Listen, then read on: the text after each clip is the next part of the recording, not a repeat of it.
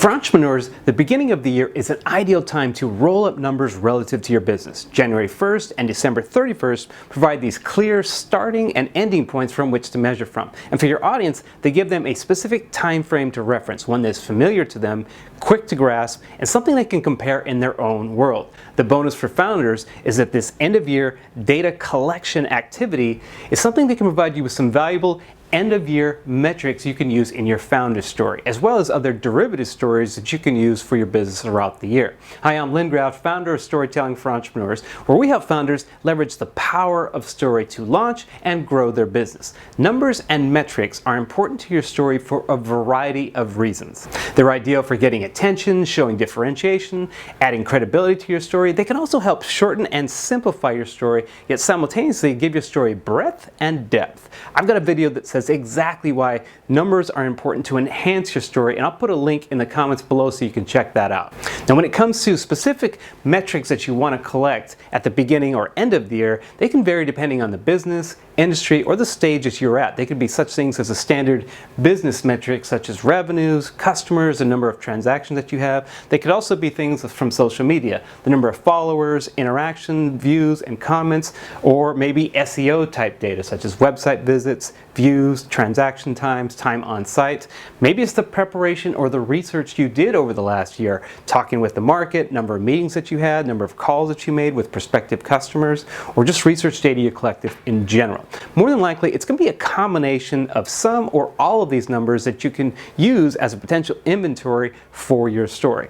The other aspect that specifically applies to the end of year metrics is they help give your story context. This gives the audience a frame of reference, such as where you were at this point a year ago, where you're going to be 1, 2, or 3 years from now, or maybe at the end of the next decade if you really want to go big.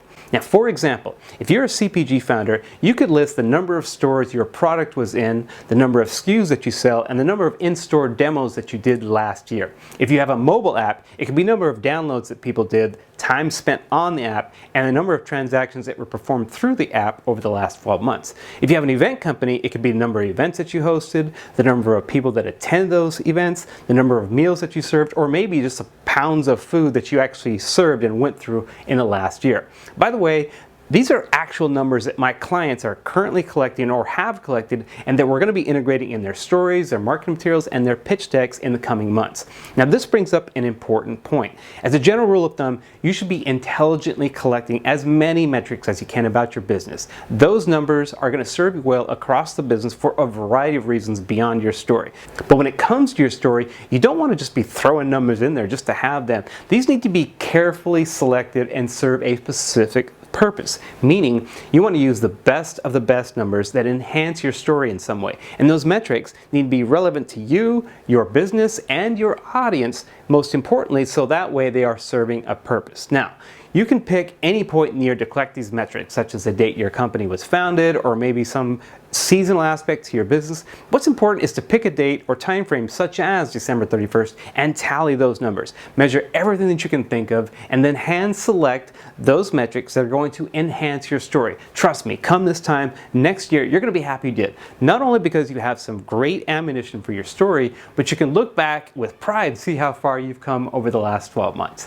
Thanks for watching.